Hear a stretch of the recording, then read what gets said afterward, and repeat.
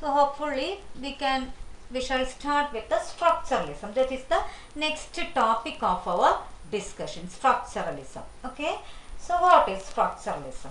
So something new to you. I think even before learning you might have heard about feminism, even Marxist criticism, post-colonialism, some at least the names you might have come across. But structuralism as a term or as a movement or some kind of an ism, you might not have come across, I'm sure.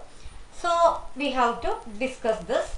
And structuralism, you can see some points written here. And the first, as an introduction, you can see it's an intellectual movement in France in the 1950s. So almost all of these, the movements we are discussing, almost all of them are set after 1900. That is again 1920s, 1930s, 1950s, and again even later, because these are modern theories.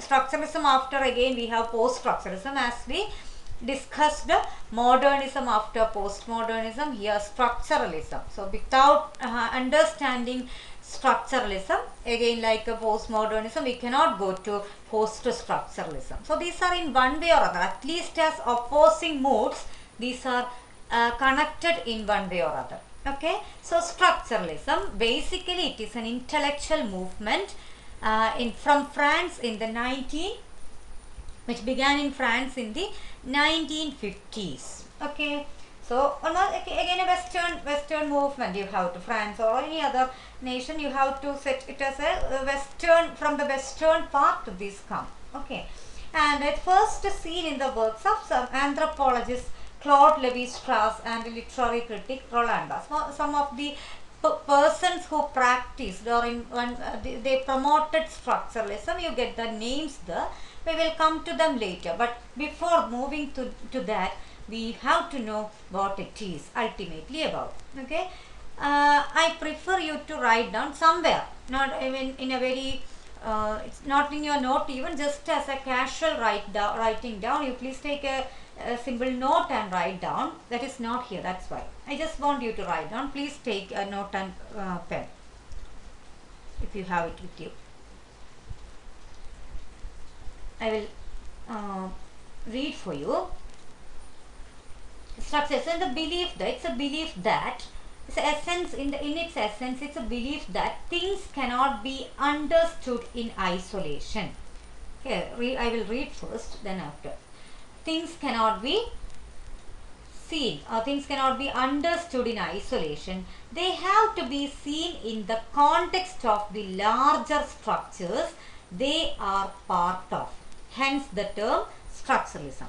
Now I will repeat for you to write down. This again its essence, the belief, the essence, this is a belief with the essence of the thought, that is a belief that things cannot be understood. Things, things cannot be understood. Things, things cannot be understood in isolation. Isolation hyphen, they have to be seen in the context of context, context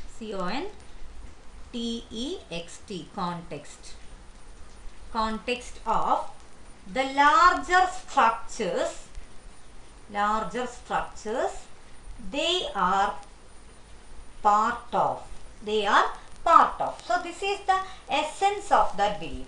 You may take things as in separation or in isolation. You try to assume the meanings in isolation, but structuralism thinks that one thing or one concept, you get the idea only while placing it in the context. That's why we always talk about contextual meaning.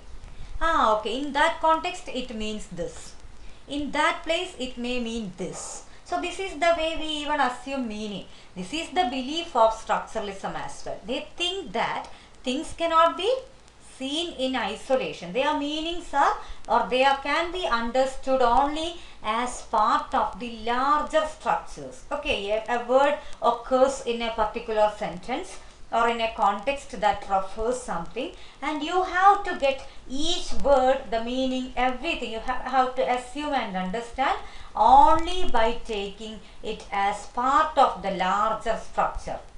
Maybe it can go from sentence to paragraph to essay mode to discourses. Paragraph it can signal it's any larger structure, but they think that structures are the structures combined to, it's a part of larger structure or things, the meaning, all those are part of larger structures. Okay, that is always, again, even see, sometimes we have the practice of reading novels. Some people do like each and every word they do not know, they go and check out the meaning for the word in the dictionary.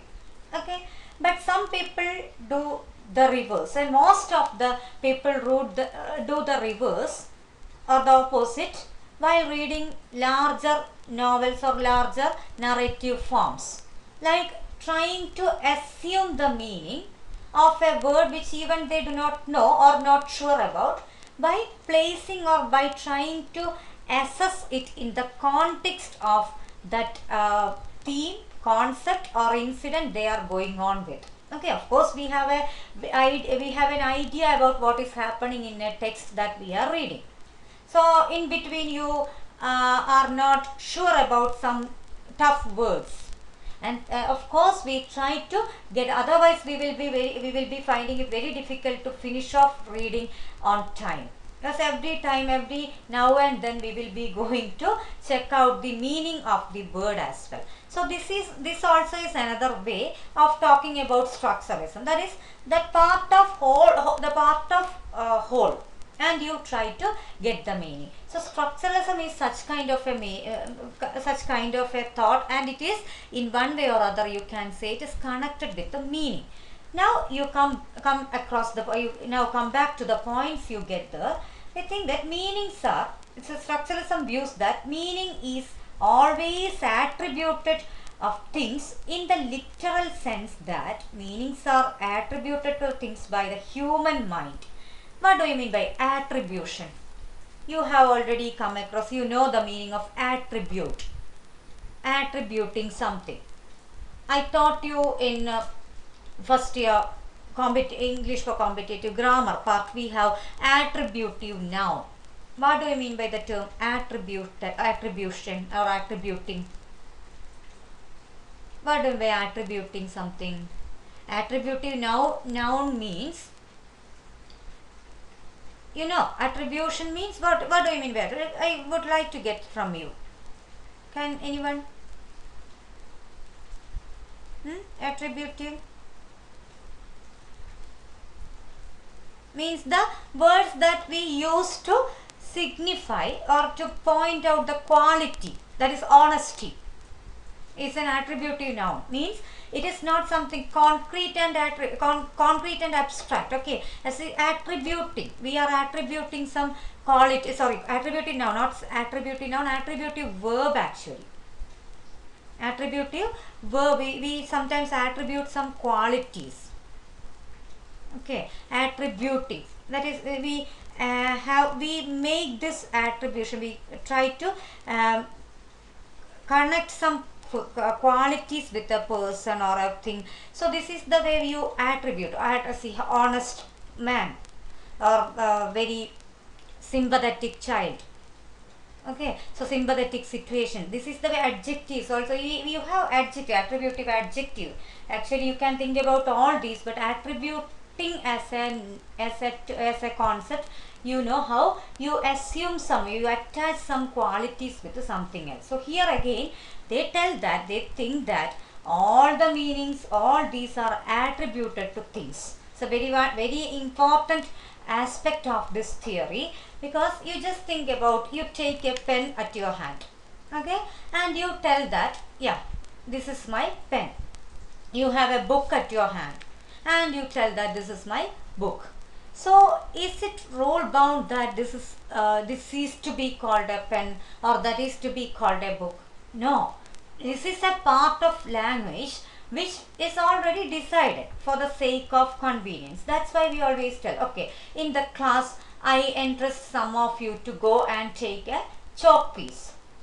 and as it is not rule bound, it is not like you are not supposed to kill a person. If you kill a person, by rule you can be given such and such punishments. There is no such rule in the case of any language, not even in the case of English, but any language. You don't have such a rule bound meaning or word that should signify something for something.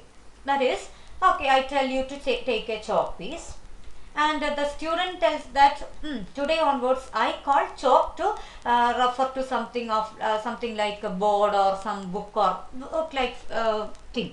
So she takes a book instead of chalk, and she tells that, yeah, take this chalk. And teacher will be obviously astonished to see what she has bought. So I may again tell her, it's not, no, I told you to take a chalk piece. But she tells that this is chalk for me. I cannot even resist her, I cannot blame her, because that is not rule bound.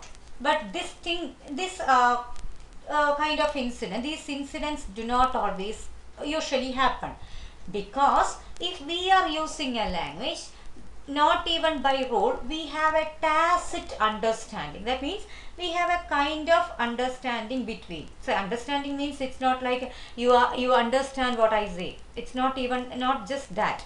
But for the sake of convenience, when I tell good morning, you should understand that it is something of, it's of a greeting, it's of a wishing. Otherwise, oh, good morning, you told me good morning, it's very insulting. So that again is not happening, because already for the users of a particular language, we have already established the system of following. We have a following system. We have a system to follow, where some words mean happiness, some words signifies positive, some words signify negatives. So we already are aware of this, and we do not usually come across such difficulties in communication. Only because of our being aware of the rules, we can use the language. Otherwise, it's really again there will be confusion and conflict, as I mentioned about a possible situation that may happen. Because I cannot punish the student. She tells that I take this to be chalk. For me, this is the chalk piece. For me, this is the chalk piece. And today onwards, I will be calling my chair a table. I will be calling my phone an umbrella. You cannot blame me, because it's not rule bound. But that is not happening, and that is why meanings are attributed to things. There is no inherent connection between a word and a meaning, unless and until it is an onomatopic word. You know that also. What do you mean by onomatopic word? Onomatopic word. What do you mean by onomatopoeia? Words and sounds. See, cuckoo, his. Words, some words coming immediately from the sound, or some features connected with an animal or some other. You know that, you have already studied. So onomatopoeia, if you want, you can say it as an exception. All other things are already just attribution. Pen, what does this pen, pen? Or even if you write in phonetics, what does it have to do with this kind of of a material? Okay, so all these are just an understanding or attribution, and things in the literal sense, that meanings are attributed to the things by the human mind. That is it. It's not the inherently written on rocks. It's not as natural as rain and thunder or lightning. We have decided it. Language is again, it's not something that comes its own. It's rules. Who told you to talk? Who told you it's a simple present tense or simple past tense? You have to use is instead of has there, or was instead of had here. Who told you? It's already decided by some human being, someone who came even before us. That is the only difference. Otherwise, it's just a human invention, or it's just a human construction. So that this is again just an attribution, and you have to think about that meanings are attributed to things by the human mind, not contained within them. which is contained, that is the exception that I mentioned about onomatopoeia. Onomatopoeia, that is an exception. Cuckoo, that is exactly the sound made by the bird. Hiss, that is again, okay, that his sound made by the reptile. So that can be there, but almost all other words in a language are attributed. The meanings are just attributed on them. Okay, and structuralist critics analyze mainly prose narratives. All those are next parts. We are moving to what they do, what they mean by their discussion on structures of a language. Okay, they analyze prose narratives as larger containing to relating to the text, relating the text to some larger containing structures as the convention of a particular literary genre. Next one, the network of intertextual connections, and the third one, the model of a universal narrative structure. Morpheme, don't worry, I will explain. So they analyze prose narrative. First thing, it is about again structuralism. As a term, you have to see, we have already come across a theory which also takes this stance in their analyzing literary texts. That is Russian formalism.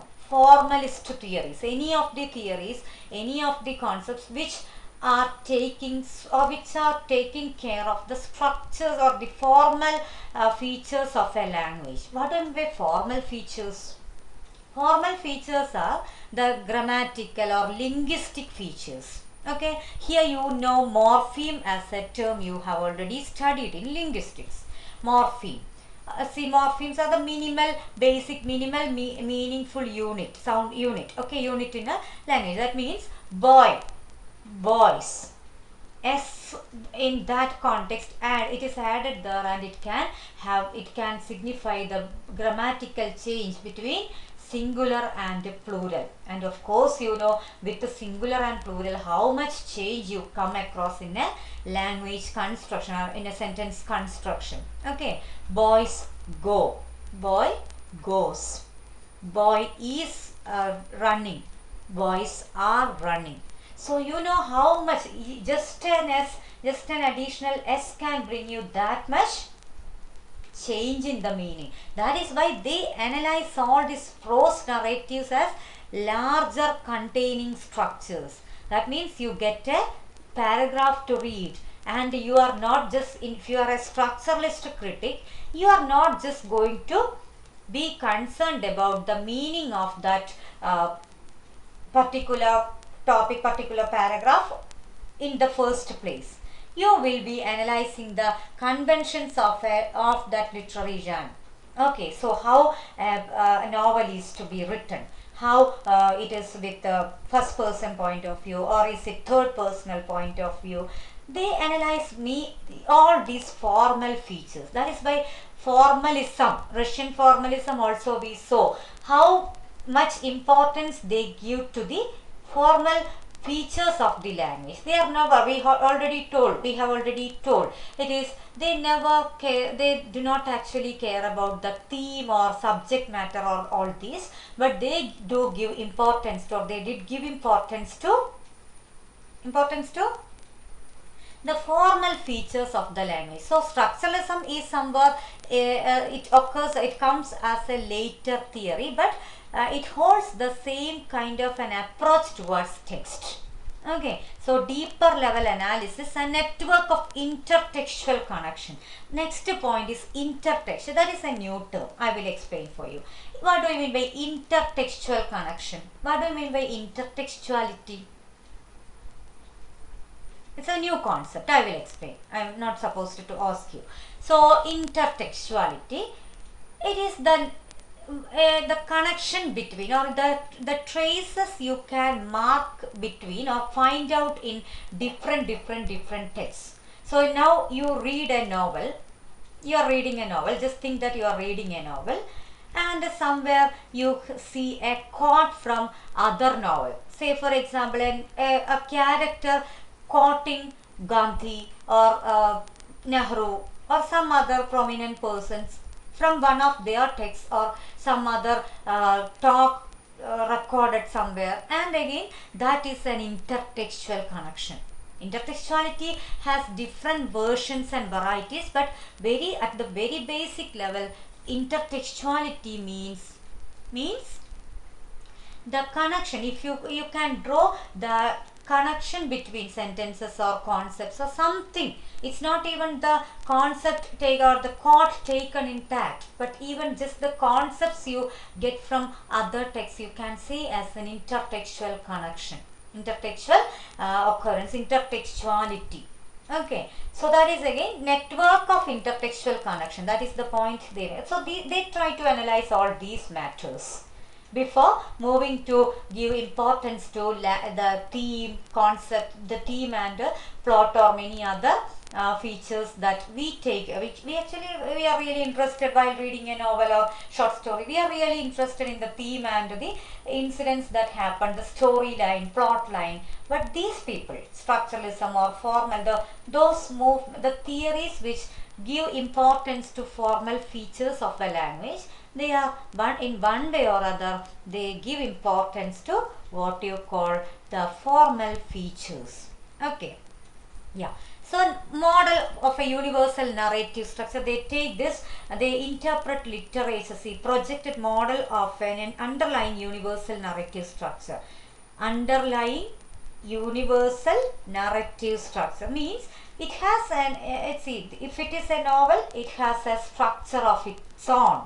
Okay, if it is a poetry, the structural unity comes from already decided units or already decided features. This is the way they analyze, so that they are in one way or other, you can say they are very particular about observing the rules of constructing a rana or observing the rules while constructing even a sentence.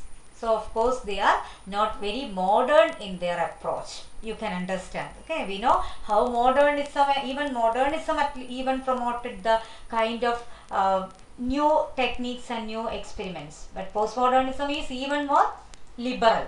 But here structuralism is again, they are sticking on to the rules and see formal features of a language. Okay, now they interpret literature in terms of a range of underlying parallels with the structures of language as described by modern linguistics. That is morpheme, the morpheme, how this morpheme, this adding of this particular term, the morpheme, how important it is in providing the meaning in this context, that context.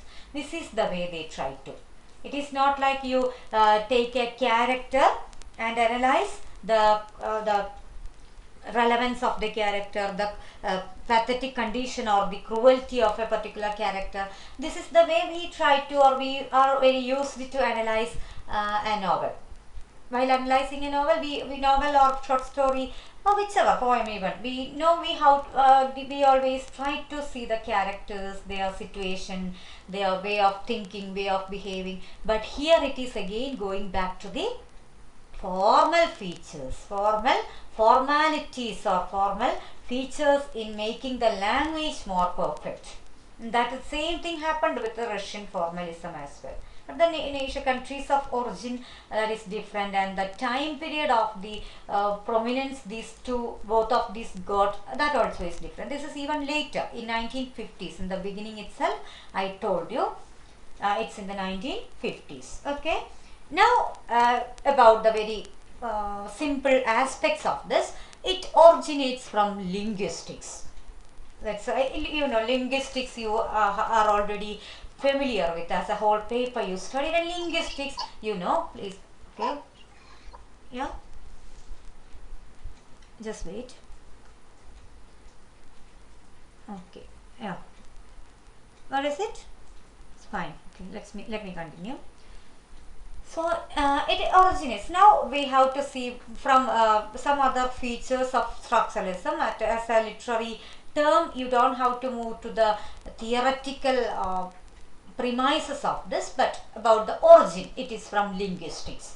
And linguistics as a study, as a an area of study, how much importance it gives to the formal features of a language, how much roles it gives for you to analyze. Even later even you have IC analysis, all this Okay, these are very complex things, and this is the way they analyze even the larger paragraphs or larger texts containing structures. See, even the structures, even very small structures are analyzed, and they try to get the meaning or assume the meaning, analyze the whole text on behalf of the structures. It is not about giving or taking the text as a whole to get the whole plot line storyline. Instead, you are going back to the minute analysis for the structures in a text. This is plural. Oh, this is first person point of view. So this happens in other analysis as well with the post-structuralism and all, we will see. But here it is mostly the difference is they are giving importance to language, linguistic features itself. Okay, it's from linguistics.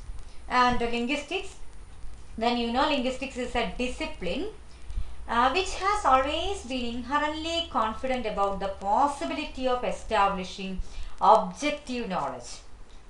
Okay, why do we have all these rules, grammatical rules? Even traditional grammar we learn as part of linguistic study, or grammar as a whole we take that for granted.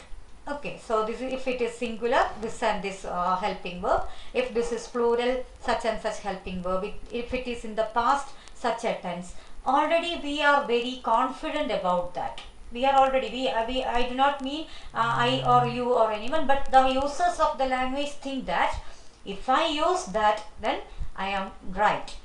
If I use this in as per the language rules, I know that is already an objective knowledge. I have already done, I have already told something, what you say, something right, or I have communicated the matter. Use it with all peace. So I have done. Is it really right? I have done. Have I told something incorrect? This doesn't occur most often when you are confident about language. That is why we talk about I like to speak English, but I do not because I am worried about mistake. I like to speak Malayalam, but I do not. Not in our case. Some other person who are not whose mother tongue is not Malayalam or Tamil or whichever language. We think that when we are fine with the grammatical system, or we are in one way or other confident with the grammatical system of a language, we can use it objective knowledge, we can produce better sentences, and we are correct about it. And that is why this linguistic as a field, they think that we are capable of establishing objective knowledge. It believes that if we observe accurately, collect data systematically, and make logical deductions, then we can reach reliable conclusions about language and the world. So they are very confident about if you use singular verb, or if you follow the subject verb agreement, what is the single term for that? Concord. Okay, if you follow concord in a proper way, then you are right there. So this is the confidence they attribute, they attach with the language, and they establish the roles in that. Okay, and structuralism inherits this confidence and confidently scientific outlook. It's again a scientific confidence. Of course, linguistic is it has the nature of science. It's not as we talk about postmodern tendency. It's always like you have this is already lost, and you live in the way you are. It is possible, and you take that as the positive thing. You take it as liberating. That is not the way science goes. Science always tries to find out the reasons and logical facts behind that. That is why they have experiment, they have labs and all. You never set up a lab and you take a human specimen. Oh, my friend behaved me very cruelly, treated me very cruelly. So let me take a specimen, and as you see in see the movie Ezham Arivu. In that you have this kind of a lab setup for studying the human specimen or to find out some, that is again part of science. We never go for dissecting the human mind. Even when you talk about the conscious, unconscious, we will come to that with the psychoanalysis and all. Even the you will not. That is why we have the confusion whether it is BSc or MSc psychology or MA psychology. Okay, studying human mind, it is never stable. It is never, as you talk about, a rule bound system. So how can you take it as a science? It can be an art. It's an art subject. That is why both, you cannot say BSc English, but you have BSc psychology as well as BA psychology, MSc psychology as well as MA psychology. That is why it is again, that's a very debatable topic. Okay, so but again the scientific experiments and scientific assumptions are needed for treating a person with the psychological disorders as well. It's not always talking philosophy to them and trying to cure them. So this is the part at which we come across the scientific features. Scientific outlook is always about finding or going with the logical deductions, a method, reason, even the project or something you do, that is their data collection and all, that is having a kind of different feature apart from our methods. The art as a field is entirely different. We have our own freedom of analysis, but they have to set every data collection, everything in more specific manner. That is why it is even about the logical deduction, systematic. That is again another feature, systematic. The science, even it's a casual, even if it is a casual mentioning, you might have noted down these features. Those people who are in the field of some science subjects, their way of arranging things, their way of their lifestyle, even calculated mode of doing everything is entirely different from some creative persons. Sometimes you may even talk about that. Yeah, he's an artist, and always like that, never in a proper, sometimes dressed in a very casual manner. Okay, artists you might have seen. That's why he's an artist. I think he's an artist. Sometimes you tell that. Then like we cannot always expect them to be in a very formal dressing and all. But science people, their life always, it's always like a structured, very systematic way. Even book arrange, even their books and the things they arrange in it. If you go and see the room of a person who is somewhere having the scientific bent, the ways are different. So this is again, of course, our favorite subject has something to do with our personality as well. So structuralism, it's not, I just mentioned all this, but structuralism in its scientific outlook actually connects it with all these features of objective knowledge, seeking objective knowledge, being systematic. So even analyzing a paragraph, if it is casual an analysis, you may shift from first paragraph, then you may talk about the last paragraph and come back. But here structuralism is very particular about going in a very systematic and particular format. Okay, and again now it believes in methodism, that also already told. Now about the tone and style. What do we mean by tone and style, or structuralist tone and style? Their writings tend towards abstraction and generalization. That means it aims for a detached scientific coolness of tone. What do you mean by attribution, generalization? That means, yeah, if it is such a text or if it is such a character, it may be like this. Already they have established the thoughts and the systems of knowledge.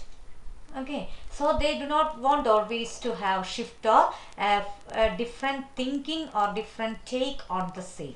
They already they try to analyze things on behalf of the already taken for granted ideas. So towards abstraction and generalization.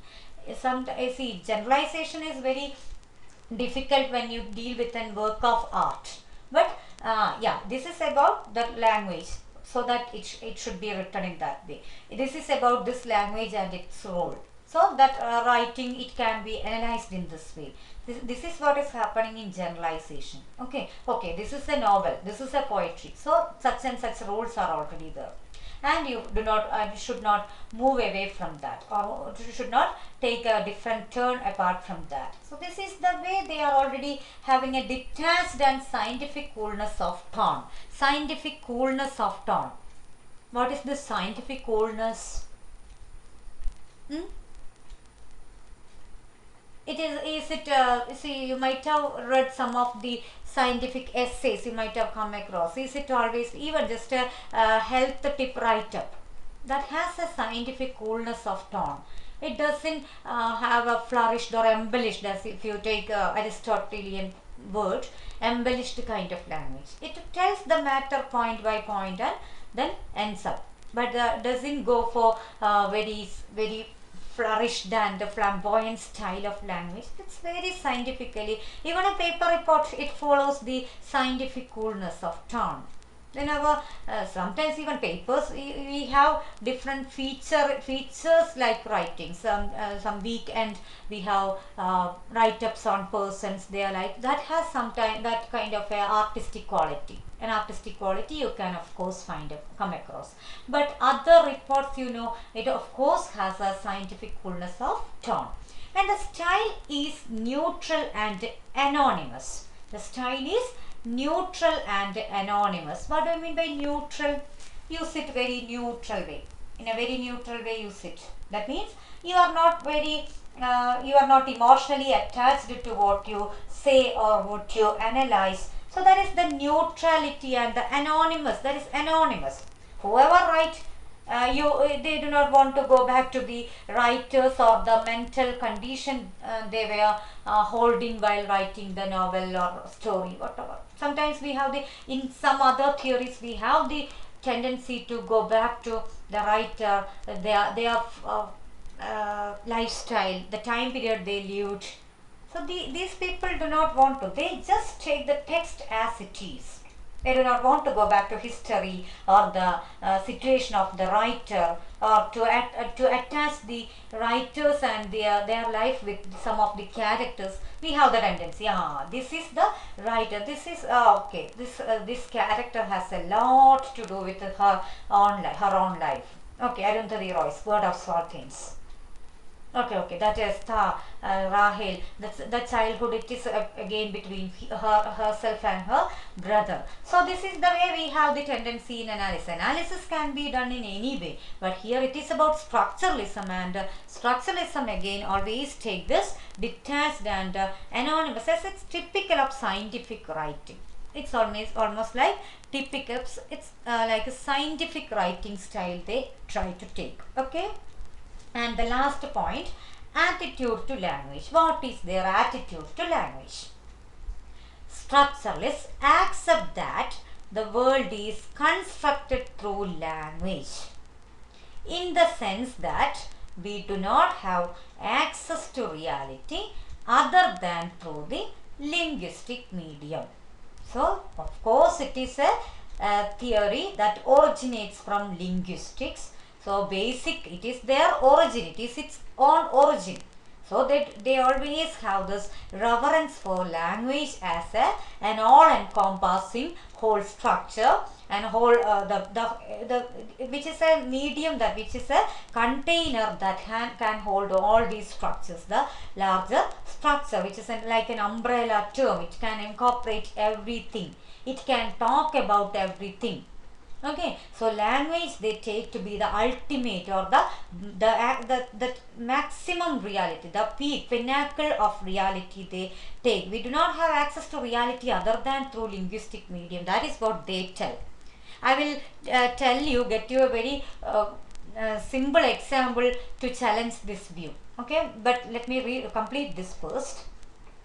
All the same, it decides to live with that fact and continue to use language to think and to perceive it.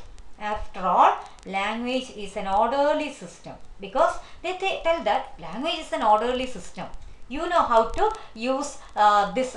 You know how if it is a singular noun, how you can take this plural verb, or which helping verb you have to take. All these are already given to you. So it is a very ordered and well structured system. You can always rely upon language. That is that is the point that they make. Okay, an orderly system, not a chaotic one. It's a very orderly system. You can take it for granted. Why are you really worried about that? We have to follow only language. That is what they tell. Okay, not I, but structuralists tell. And so realizing our dependence upon it need not induce intellectual despair. That is the point that is the way they approach language. That is, you should not be having any intellectual despair. They tell that language is the ultimate thing, and those people sometimes just think about, sometimes we have the problem, oh, I don't know English, or I don't know much about, I'm not very fluent in English, so I am good for nothing. I don't know Hindi, so I am good for nothing.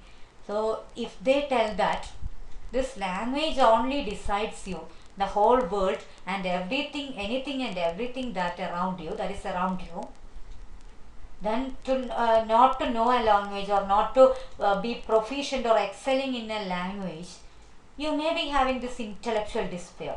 So they tell that this is the only solution. You learn the language and you please be proficient in that. You can be confident like anything, because language is the ultimate reality, or there is no other reality beyond language. So shall I get you the very simple example for challenging this? Okay, I am going to get you the example. What is my name? My name is Aswathi. Okay, Aswathi as a name in Malayalam. I can write down in Malayalam script Aswathi. Okay, then we have this. I have to write down my name in English. No English person, a native speaker of English, can pronounce my name completely well or perfectly well, because sh as a sound, you do not have a phonetic script. Can you show me a phonetic script to pronounce this sh as a sound correctly? No. So that, just think that I am a person who knows only English, or I come across a person who knows only English, and the person can never pronounce this sh completely. When Aswathi as a word, Aswathi as a name, it is not existing in that case. So these people, they tell that there is no reality beyond linguistic processing. Should I assume that my name doesn't exist? As I cannot write down the name in their language, should I feel that in the midst of some English people, should I feel that my name is not a reality? So this is the problem with the structuralist adamant stance or structuralist position, when they tell that there is no reality beyond linguistic processing. Of course, there are things that cannot be represented by language at all. Okay, sometimes we tell this word should not be told. Just say, for example, a very abusive word. How will the person tell you not to pronounce that or not to use the word? At least he or she has to write down or tell you before telling you not to use it. Oru abusive term ningalodu parayana adu taboo aanu. It's taboo. It cannot be used. It should not be used in public. Adu parayanamengil endu cheyanam, at the first hand they have to use it first. Adu use cheyan pattilla. It cannot be used. For telling that, it is to be told first. So already they are contradicting themselves. There are a lot which can never be communicated in language. But these people, for their being, or this theory being originating from, or to have originated from linguistic, they are very particular about giving it more important position as well as provisions, or more important, much relevance is given by structuralism to language, not just English or Malayalam or whichever language. A person who is using language, if he or she is following the grammatical rules in a proper way, if they are observing all those scientific features, these grammatical rules are scientific features of the language, so that you are perfect. This is the way they take this. Okay, so this is the way structuralism views language and meanings. Okay, if you take this, if you use this meaning, if you use that word which is already given by our language system, very happy. You don't have to be worried about any other consequences, or if you don't have to be worried about meaning slipping or anything. See, even semantic changes, that cannot, that we do not get the we do not get the kind of explanation under structuralism, because they tell that meaning is always fixed. What about the semantic changes then? You have already studied that as well. Semantic changes. One word, some words which were having one particular meaning, that is having entirely different meaning now. Okay, you have to point out some examples if you can think about, that will be explaining the problem of taking language as only the ultimate reality, or only as the yardstick of our communication. We have non-verbal features of communication. Then what about this language only can talk about things? Well, even non-verbal features are again an oppositional reading of their stance, or opposite. It's again challenge. It's a challenge to their sticking on to language as only talking about reality, or language as only the possible thing to represent reality. Okay, so this is all with the structuralism. Thank you.